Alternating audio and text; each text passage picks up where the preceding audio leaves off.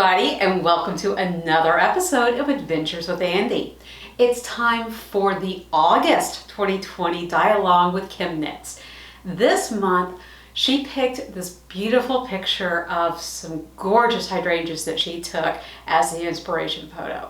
It's got a little bit of pink, some blue, and some purple. And as soon as I looked at this picture, the first thing I immediately thought was Wilton's Broken Violet. If you're not familiar with Wilton's Broken Violet, the Wilton's Icing Gel Violet color, when you dye with it, you could actually break it so that you get part of your yarn blue and part of your yarn purple.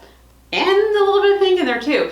And Rebecca at ChemKnits is just the master of this. It's her thing. So it just obviously, if I'm going to be doing a dye-along with ChemKnits, using a picture that has these colors as the inspiration, well, obviously I'm going to have to try to break some Wilton's Violet. I've never done it before, and this seems a perfect time. But of course, me being me, I can't just do something simple and just try to break Wilton's Violet, as difficult as that is on its own for a first time. No. I have to overcomplicate things. I have to make things interesting. Seriously though, I'm going to see if I can break Wilton's Violet Icing Gel dye using capillary action. What is he doing? He's your cameraman. Oh, okay, y'all. I talk about Chad being the cameraman. He's over here manning the camera for me because it's after 5, so he gets to hang out with me. But this is what he's got as my cameraman today. He's so cute. He smiles here. Well, then he could frown when he's grumpy. I want him to have round eyes though, so he can frown when he's sad. But yeah, this is my cameraman today. Okay, so let's try that again. The way I'm going to do this, I've got 5 skeins of Wool to Dye for Platinum Sock Minis. This is a 75-25 Superwash Merino Wool Nylon blend. These are 20 gram, 93 yard mini skeins. And I'm going to set up these skeins with some mason jars. Now, one of these skeins is going to be our control. It's just going to go into a mason jar of plain water. It's going to go in dry, just for us to see how just plain water can come up through the yarn in capillary action. Then I'm going to have 2 skeins that get soaked in just in vinegar water. One of them is going to stay wet to go into the dye. One of them is going to dry before I put it in the dye. And then I'm going to have 2 skeins that one of them is going to get soaked in just plain water with no vinegar and go into the dye wet. And one is just going to be dry going into the dye. And that'll give us a interesting look into how dye moves through yarn when the yarn is wet without acid, wet with acid in it, which will make it strike faster, dry without any acid, and dry having been pre-soaked in vinegar but then let to dry, which theoretically should still make it strike faster. And of course, being the superwash wool, this yarn is going to have color strike to it pretty quicker than non-superwash wool anyway.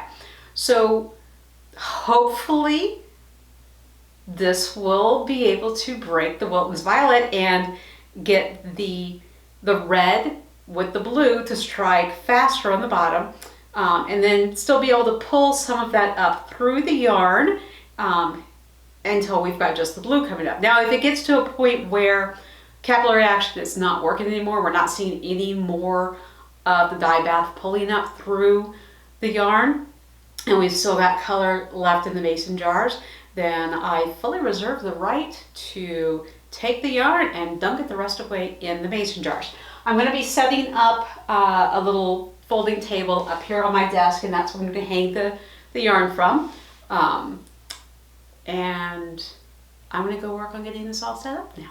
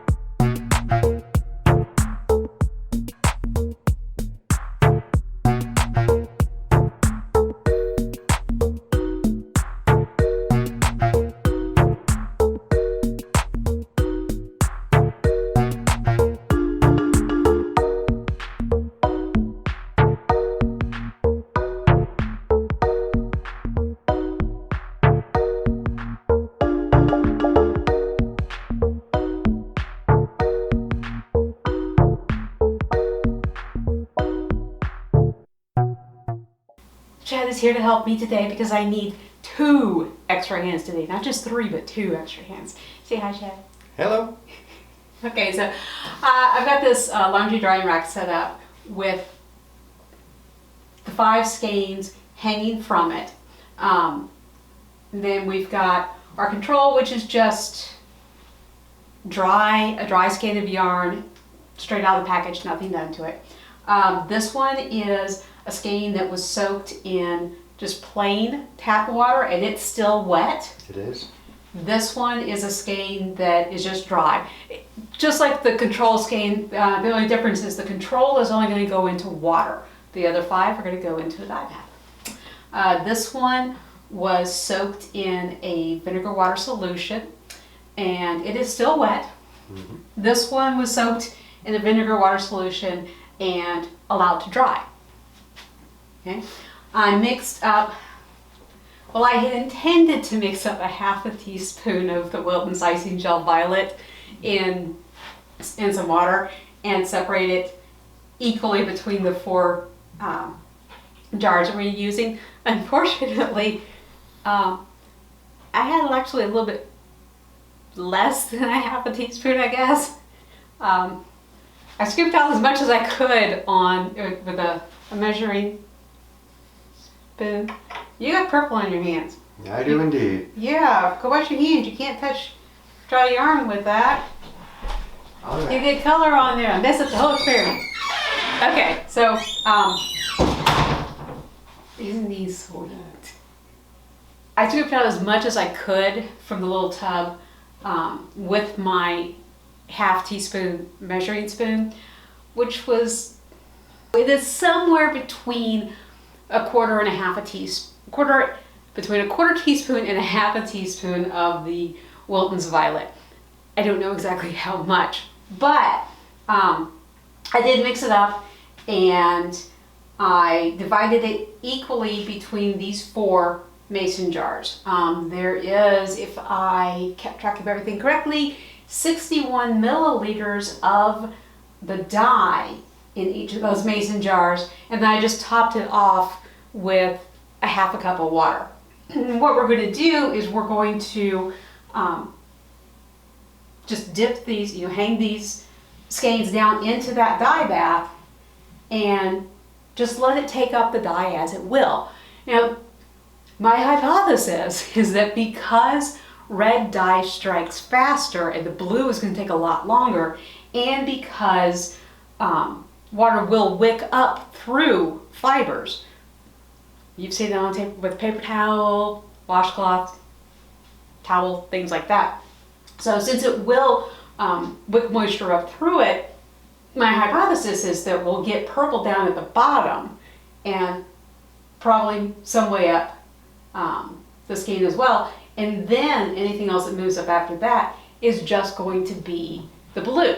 Now I could be completely wrong and we could see sort of like we did with the relativity of time where we get lots of red spreading up really fast and we get blue down here at the bottom. Or we could get very little spread at all. I don't know. It could be completely different depending on the different skeins. That's why I've got some that are wet and some that are dry, because obviously the ones that are wet, as we saw in relativity of time, that dye spread much more quickly through the wet areas than it did through the dry areas. So, but we've got a lot more dye that we're dealing with here. So I do expect even the dry ones for it to move up through that skein at least somewhat. And this is going to stay here on my desk for an incredibly long time. Possibly 2 or 3 days. I don't know. At least until I decide to just not do anything anymore. The ones with vinegar is going to cause the dye to strike faster. Now these dye baths, these mason jars, they have no vinegar in them. Where this says vinegar wet, red, and vinegar dry, red, that doesn't mean that there's any vinegar in the dye bath. There is no vinegar in it. That means that the skein of yarn was soaked in vinegar water solution. The colors that's on the label, I thought ahead, y'all. I labeled the jars. I used specific silicone ties on each of the skeins, and I wrote on the label what the color of the silicone tie is for each of the skeins so that I know what I'm dealing with here, and when I wash it and rinse it, I don't get confused about which one's which. Oh my God, look at me thinking ahead and stuff. Mark this day on your calendar. It may never happen again. The reason I've got an extra silicone zip tie down here at the bottom is because one of the reasons that you will wet yarn before you put it in a dye bath is because it just helps it sink into the dye bath better. If it's dry, it sort of floats at the top, and you normally would just use a spoon or tongs or something to push it down into the dye bath. I don't want to do anything like that if I can avoid it, to eliminate any risk of that affecting the experiment. I want to let this just work all on its own. So I've got these silicone zip ties at the bottom as a weight. I use them as opposed to, you know, a metal tag or stitch marker or anything like that, because I wanted to avoid the possibility of putting something in there that might cause any kind of a reaction with the dye bath. Are you at the door, Chad, or is that Elena? No, he's trying so hard to be quiet to come in, and my office door is so squeaky, which is so weird because it's only been up there for a year. Okay, your hand's clean now. Yes. Okay. What happened to your finger? You have something in your finger. It's gone now. Yeah, it's gone now. It's gone now. Okay. Don't let Elena eat it. I made a mess on the floor too. It's all wet from the yarn. You can't take me anywhere. Nope. Even your own office. I know. You're messy, right? messy, Andy. I know, but I did tell them how I thought I had to use color-coded zip ties and labels on the mason jars and everything. And wrote it down. So I wrote it down on a piece of paper in the back and taped that up to the wall so that I know what's what. I wrote on the mason jar which color of zip tie it corresponds to, so I know which skein went into that one. Oh my God, it's awesome. Okay, where was I? So what we're going to do now is we're going to bring these mason jars forward. And at the same time, Chad and I are going to pick up 2 skeins each and dunk them in. You ready? Yep, that's ready. 1, 2, 3. Okay, and then these can just go back. The dry one is hanging out a little bit The on same the one, top, too. but yeah, but That's to be expected, I'm sure. oh! I talked about it and we completely forgot the control. Okay, there we go. All right, phew. Okay, so now we just let this sit here and see what it does. It's going to take a very long time. Even the ones that are wet, we're not seeing a lot of spreading just yet. It is spreading, and oh, I'm seeing some breaking. That is so cool. All right, this is our one that is just the plain water skein that's still wet. And you can see along the top, we've got blue spreading up where it's breaking. This one's our dry one. It's not even all the way in the dye bath yet. It'll eventually soak in there. It just takes time. This is our one that was the Vinegar Skein that is still wet. And I'm not seeing any breaking at all in that one. It's just purple there. And then over here, it's our vinegar one that was dry. And just like the other dry one, it's still kind of hanging out on top. We did do a test. We just took a silicone zip tie and just dropped it in a mason jar of water to see if it would float or sink. And it sank right down to the bottom, so we thought, yeah, cool, it'll do that. Yeah, no. The yarn, I think, is being buoyant enough to hold it up there. So it's been an hour, and we're just doing a quick check-in to see how things are going. It's a little bit easier to see from behind than from in front because we don't have the labels blocking the view. But you can see we're getting some movement, we're getting some waking, and it's really interesting. The one that is getting the most movement is the one I didn't expect to have any movement at all. And that's the completely dry one that had no vinegar in it. It's just take a basic skein out of the package and stick it in, and that's the one that you're seeing that's got the blue about an inch above the dye bath. Next to it is the one that was just soaked in the plain water and it's wet, and it's got some streaks that go up pretty far where it's pulling that dye up. And we're definitely seeing some breaking on that one. It surprised me that the one that's completely dry is the one that, you know, is having the most happen right now. And the ones with the vinegar, if we take a look at those, they have very little at all happening. The dry one, really not seeing much wicking, if any. That's the one right here. And yeah, we're barely seeing any color above the dye bath line.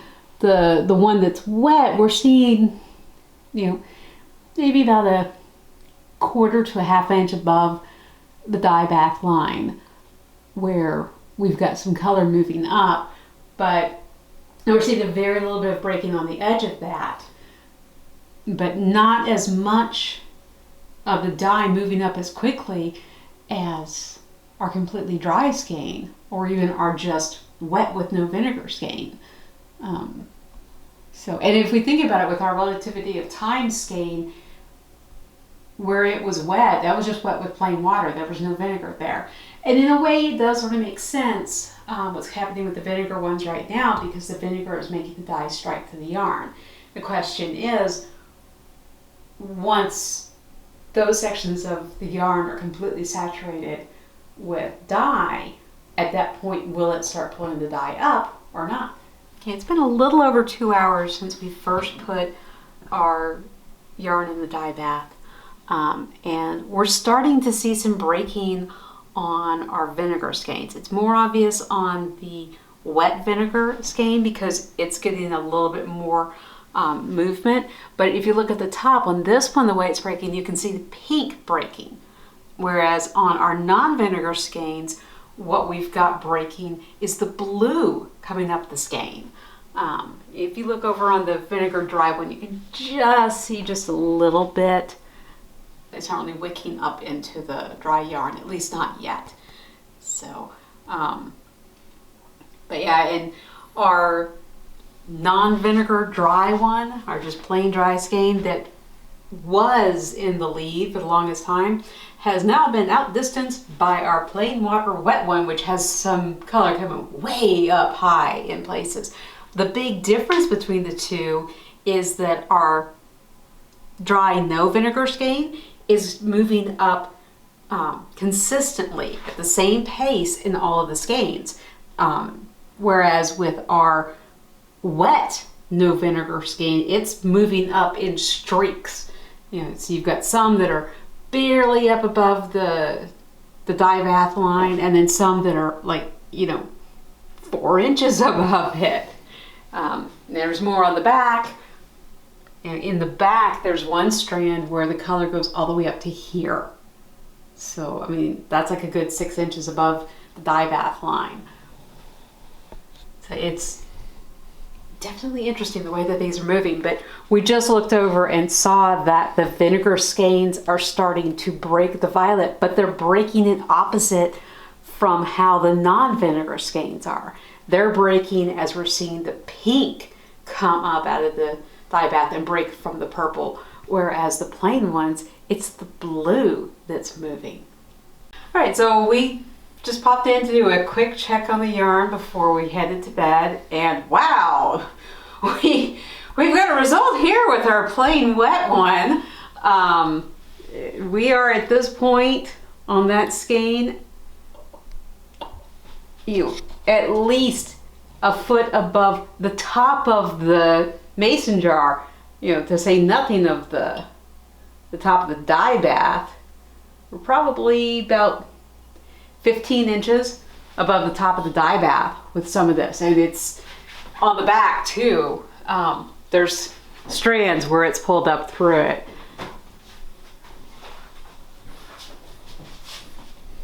I mean, it's really pulled up through that yarn.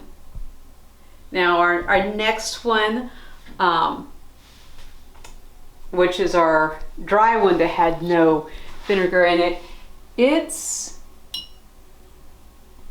about an inch above the top of the dye bath. And our vinegar one that was wet, it's about the same. We're seeing the purple in it pull up and just a bit of the pink. Now our vinegar that was dry, it's not even above the dye bath, really, not anywhere. Maybe a faint bit of pink. Now, one thing that we are running into is, because these are mini skeins, they dry really quickly. A regular full skein of yarn could take like 2 or 3 days to fully dry for me, whereas a mini skein will dry overnight. And on both the plain wet one and the vinegar wet one, they're both completely dry up at the top. It's not till I get to about right here where it's really damp at all. So I don't know how that's going to affect our experiment when it gets completely dry. I mean, these could be completely dry by morning. I don't know, because obviously we're seeing what happens when we get to, you know, the yarn that's dry, either with or without vinegar. So I have to decide in the morning, depending on how it looks in the morning, whether we just let it continue on as is, even if the yarn's dried out, or if I try to dunk the ends of these in some water to get them wet again. Our control, even though we could see that it was wicking up, it's the same thing. It's drying really fast, so we're not really seeing any water, you know, continuing to move up. And since it doesn't have the dye in it, we don't have anything to mark really and see how high up it's gone.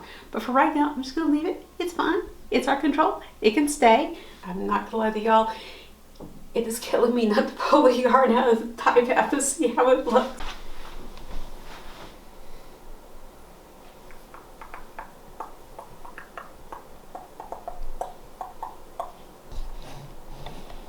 Okay, so it's been 24 hours since we first put our yarn in the dye baths, and we've definitely got some capillary action going on over here. I mean, this has gotten really high since we checked on it last night.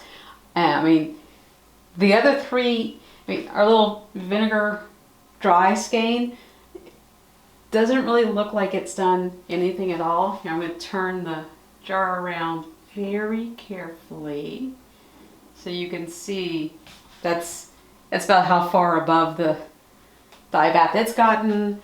Our wet vinegar one is doing a little bit better than that. And again, it's the one that's breaking pink. It's the pink's coming out of the purple instead of the blue. Our dry green one, our dry skein, it's not green dye, it's green silicone zip dye.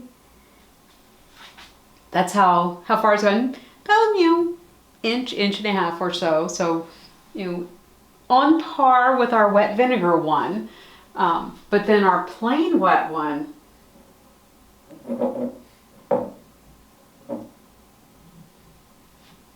I mean, that is fantastic. And yeah, we definitely got breaking there. What I want to check now though is I want to see how the dye baths are. Looking at it before I turn around, it seemed like I could see red in this one and blue in this one, but they are a red silicone zip tie and a blue silicone zip tie. So I don't know if that's just what I was seeing with them up against the glass. But I want to see, because if we've reached a point where we're down to just one color in the dye bath, the most we're going to see is spreading. We're not going to see any more breaking. Obviously, we're not to a really pale blue yet in our dye baths, but if we're to just blue or just red left in our dye baths, well, then we do have some decisions to make. So I'm going to start over here with this one since it has taken up the most dye, the highest at least, into the skein, and see where we're at color-wise.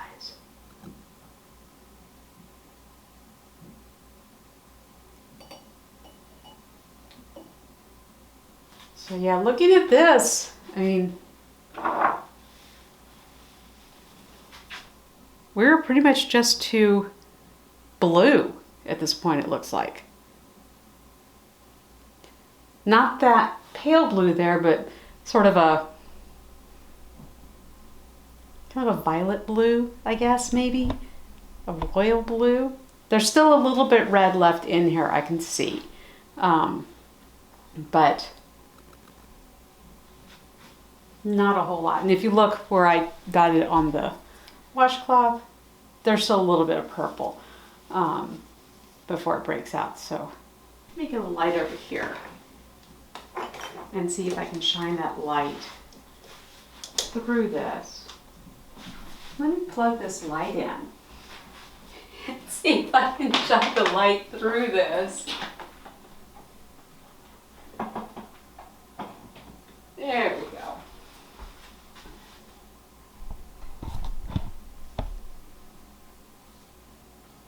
So yeah, it's kind of a purplish blue. It's definitely not the deep violet that it was before. So we're a bluish purple. Purple more leaning toward the blue side. So I'm going to go ahead and put this back in here. Being careful not to squirt it on the yarn. And the skein of yarn, it's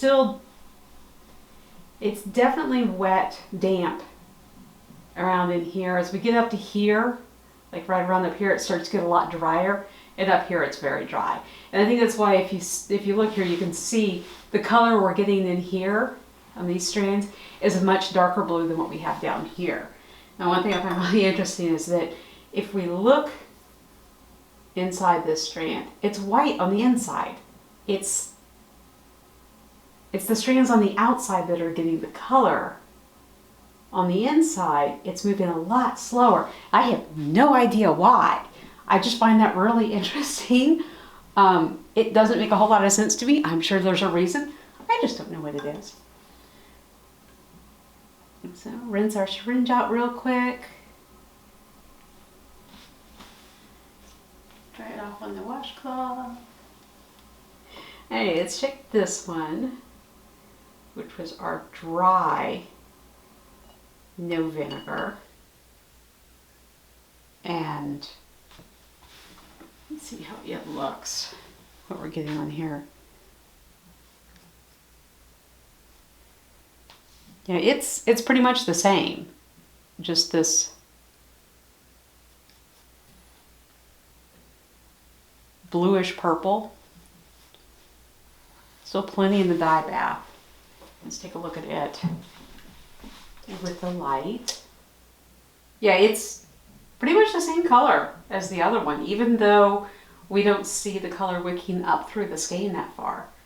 So definitely still lots of color in that one.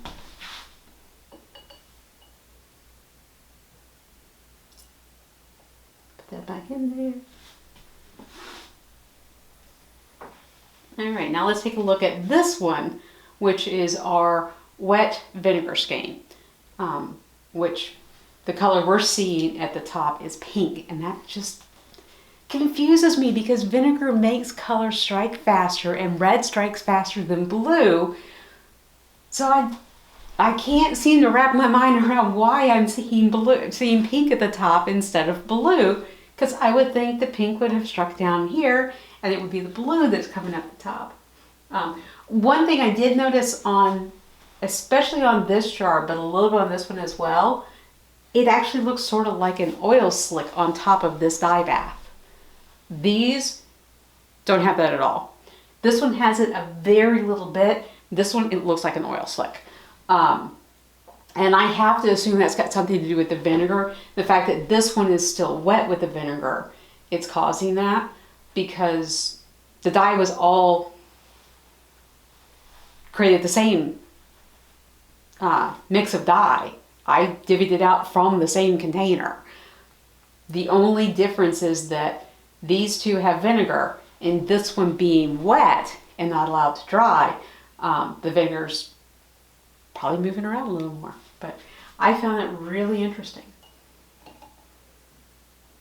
And the jars were all cleaned well before we... Whoa!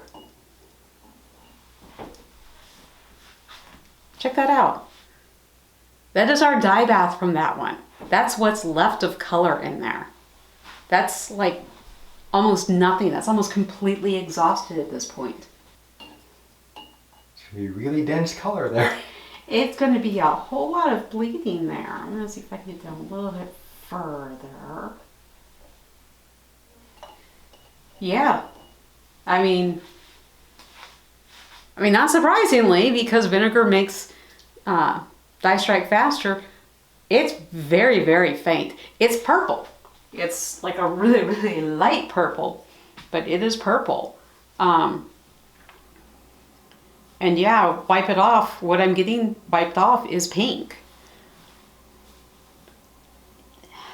The one hypothesis I have for why that could be happening, not the dye bath getting close to exhaustion, but why we're seeing pink at the top is when I look at the jar really closely at about a quarter of an inch above the current level of the dye bath, which is probably where it originally was, I'm seeing red.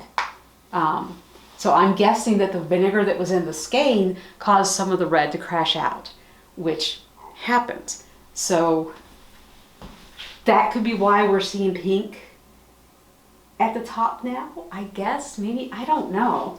But this is the dye bath with light so that you can see a little bit. That's how faint it is. That's just... Okay, I was not expecting that based on looking at it just there, and especially after looking at the first two. But it does kind of make sense, because vinegar does make it strike faster. Okay, and then last but not least, our vinegar skein that was allowed to dry.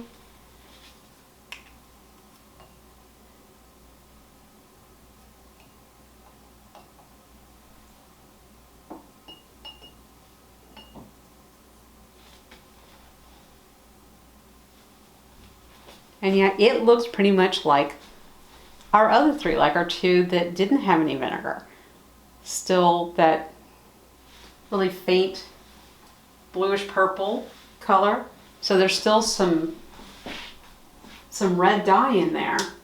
But yeah, it looks pretty much identical to the other two, which is kind of interesting because it had vinegar, so you would think that it would strike a little bit faster too. But I don't know if yarn that has been soaked in a vinegar water solution and then allowed to dry, if that changes things any. I don't know. All right, so it's been a week since we set up this experiment, and we've just had the yarn in the jars, in the dye baths, just letting it go, and this is what we've got. Ta-da!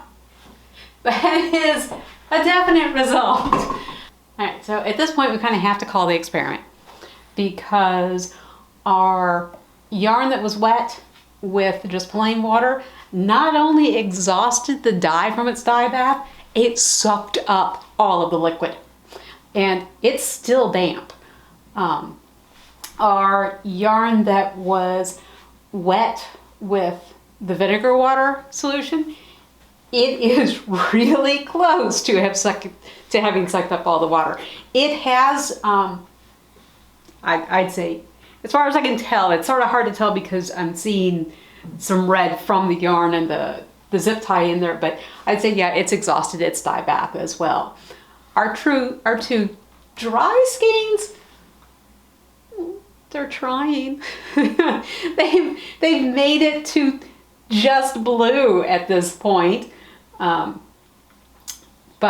yeah, it would. They are now where the wet skeins were. What, about 3 days ago? Yeah, I mean at least. At least. Maybe 4 days ago. Yeah. The wet skeins moved really quickly. They did. And well, let's go ahead and let's pull these up so that we can take a little bit better look at them and see how the dye baths look. Yes. Be careful not to drop it. As you can see, there's no liquid left in this one. Looking at the bottom at just the glass, you can see we did get a little bit of red crashing out of it. And you can see that, yeah, we absolutely got purple breaking, the violet breaking in this one. This up here, which is out of frame. Which is out of frame. Sorry. You want to pan up to that, Chad?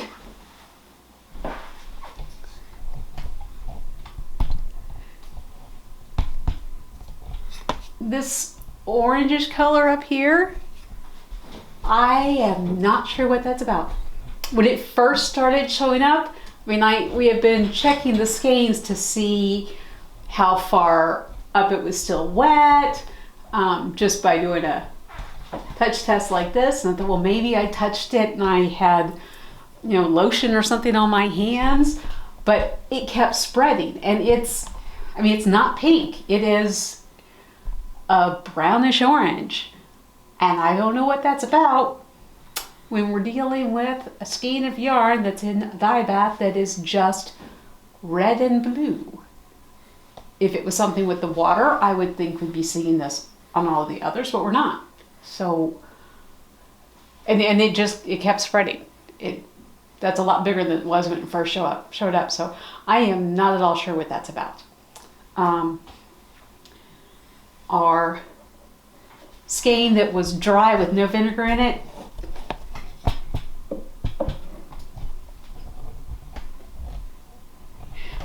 it's dye bath. You can see it's just this, like, pretty cobalt blue at this point.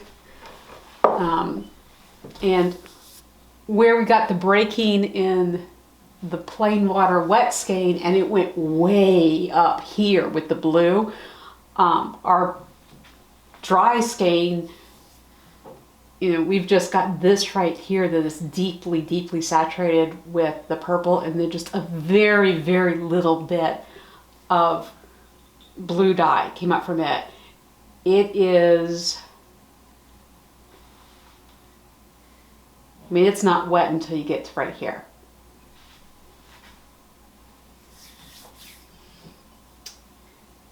If you look right here, you can see very little bit of that brown there too.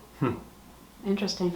Our vinegar, our wet skein that was with the vinegar, if you can see, there's a little bit of pink left in here, maybe a little sort of a lilac color. It's very, very faint. And it broke opposite of our wet skein that was wet with just water. And I completely was not expecting that.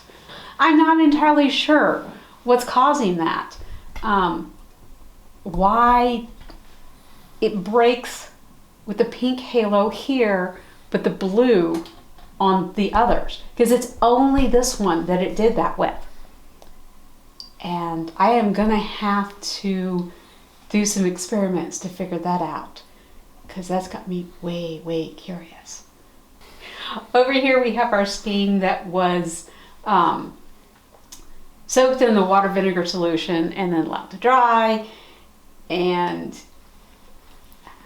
I'd say it probably did the worst of all of them as far as any sort of capillary action and breaking went. We've got most of the color is just situated right here, and just this very, very little bit above it, with just a very faint amount of blue. We have more of the deeper blue spreading over on this one. This jar being completely out of water and this one being almost out of water is not just due to evaporation. I mean, we probably had some evaporation, especially as the liquid was wicking up into the yarn and then the yarn drying. But if it was only due to evaporation, these two would also be that low. And they're not. They're not much lower than they were to start with, really. And so it's definitely from the skeins pulling the dye bath up into them. So, and soaking up the dye bath. So it's very interesting. And then over here we have our control skein that, yeah, it didn't really wick much liquid up either. It's wet up just to the top of the jar, really. At this point, I'm going to go ahead and put some water and vinegar in each of these jars. And then I'm just going to go ahead and put the skeins back in the jars, put a lid on them, put them in the crock pot, heat them up, let them cool to set the yarn. Because this, and that is a whole lot of dye for a very small amount of yarn. I mean, the amount of dye that I put in each of these jars would have been enough to dye the full skein of yarn, at least a light purple. So all of it being just in this tiny little section here and here, I'm gonna expect a lot of bleeding.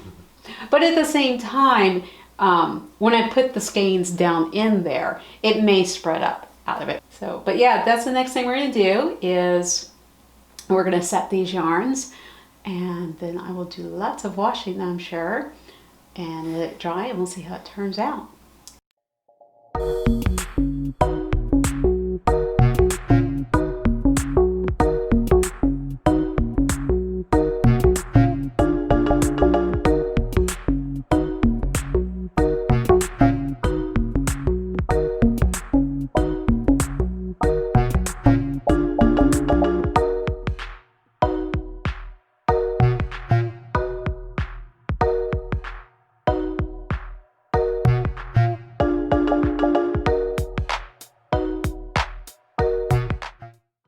And here's the result of what is so far my longest yarn dyeing experiment. Just to dye this took a week, 7 full days. But I think everything turned out really good, and we definitely got an answer, we got a result. Let's take these one at a time. Starting with our skein that was soaked in just plain water and was put in the dye bath wet.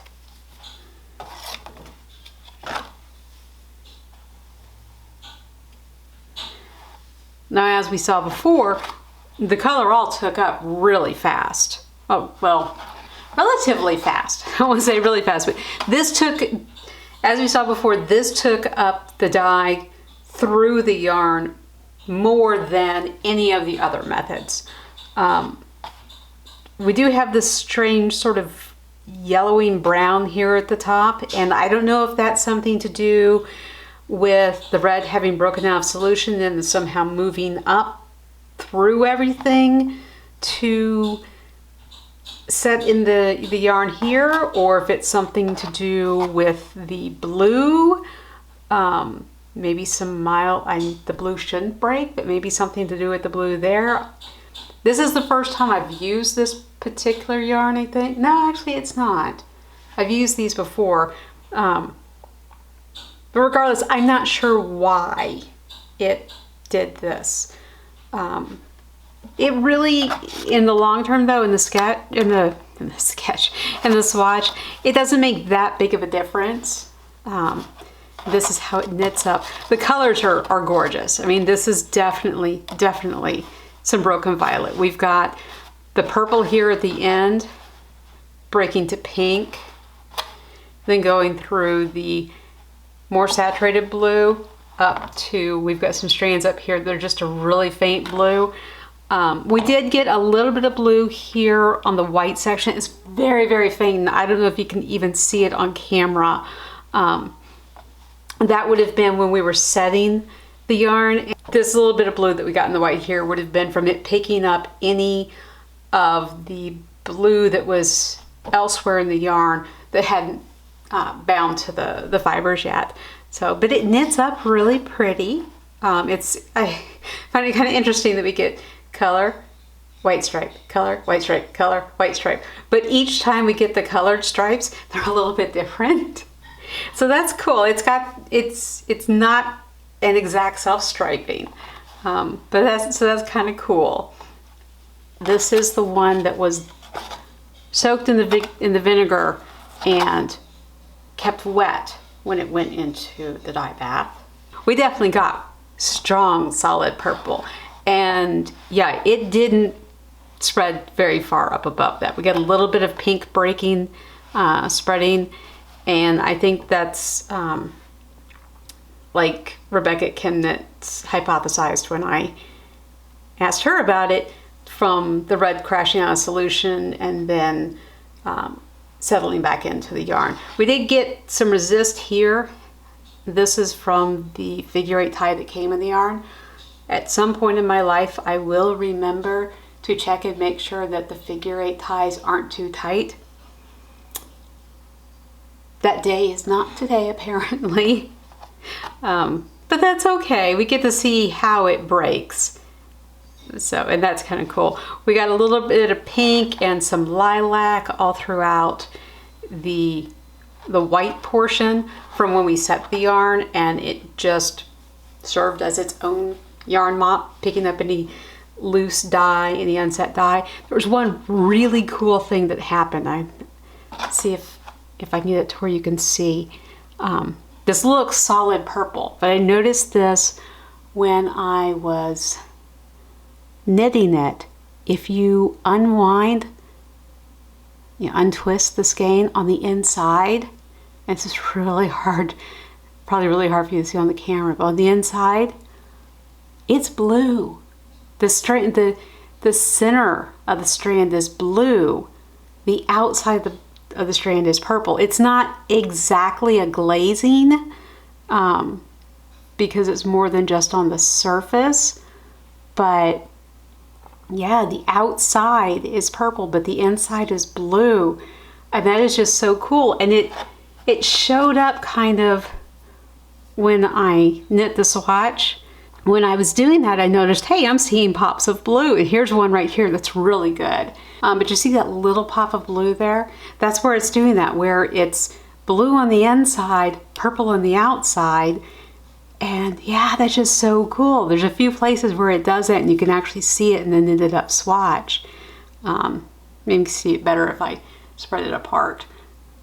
But yeah, that's so cool. So this has got me totally definitely wanting to try glazing again. This is our skein that was soaked in the vinegar water solution and then allowed to dry overnight and put in the dye bath dry. So it had the acid component, but just didn't have the water, the wetness to the strands to pull anything up.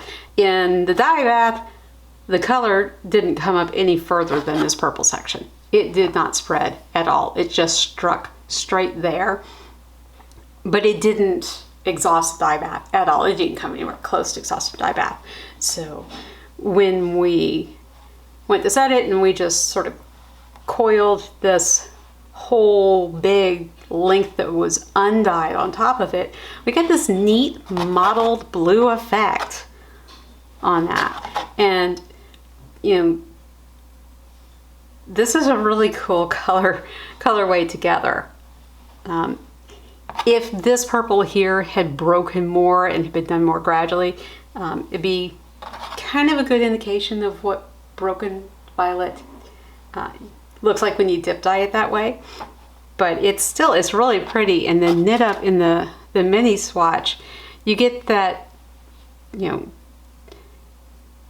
deeper dimension to the blue because of the the different shades of blue that are in there and the white that's in there. And then these just little bitty, tiny stripes of purple in there, all throughout there.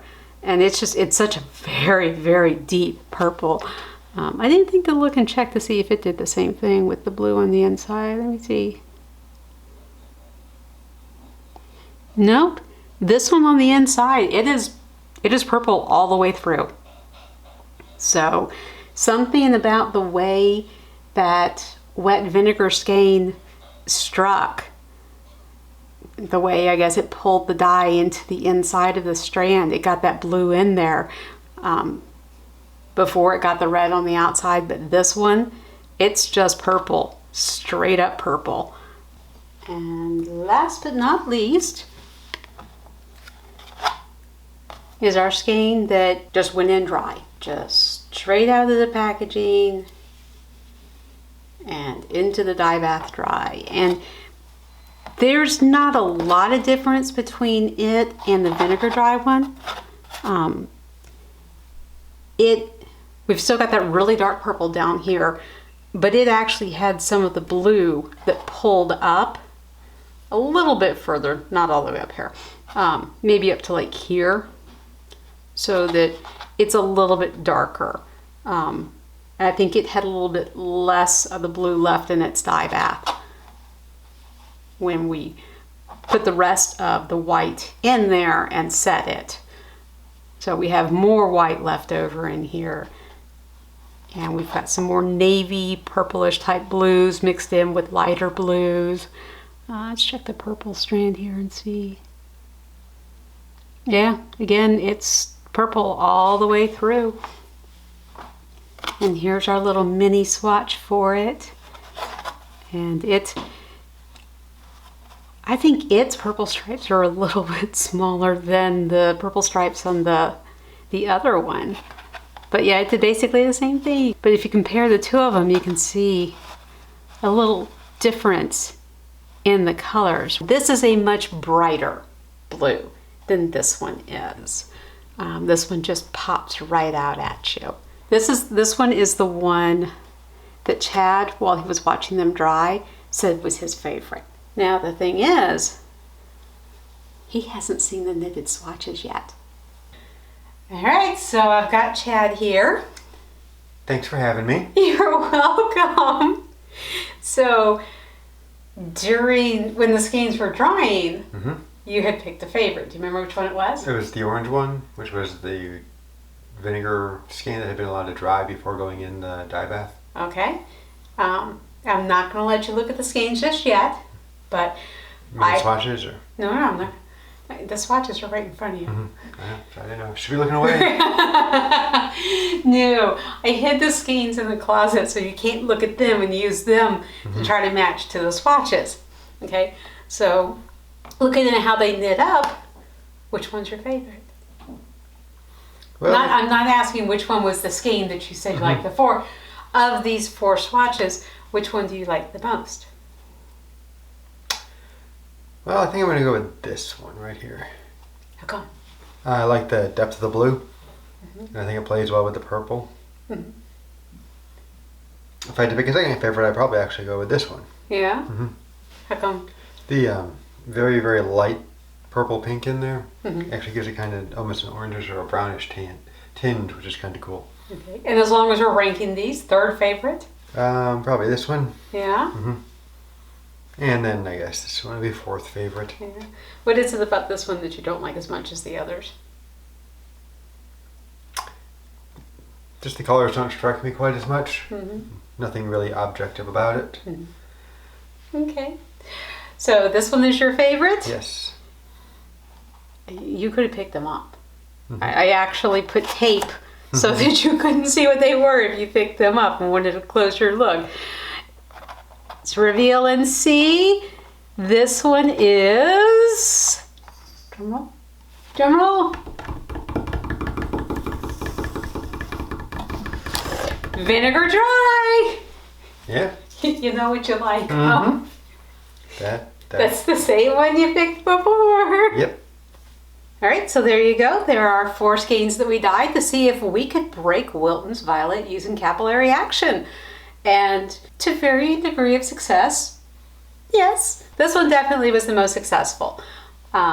So my recommendation is if you want to try to break Wilton's violet using capillary action, just soak your skein of yarn in plain water and make sure it's wet when you put it in your dye bath. Let it go. I would probably put it a little bit further in to the dye bath to start with than I did, so that you get a little bit more of that strong purple section. But I hope you enjoyed this experiment, found it interesting and entertaining. Thank you for all of your assistance, Chad. You're welcome. He was invaluable in this. I don't know that I could have done this as Of course well you without could him. have. I could have done it, but I don't know if I could have done it as well without you. Sure. You make my life easier. Thank you. So, all right, well, everybody, you have a wonderful day, and I will see you on our next adventure. Bye. Say bye, Chad. Bye, everybody.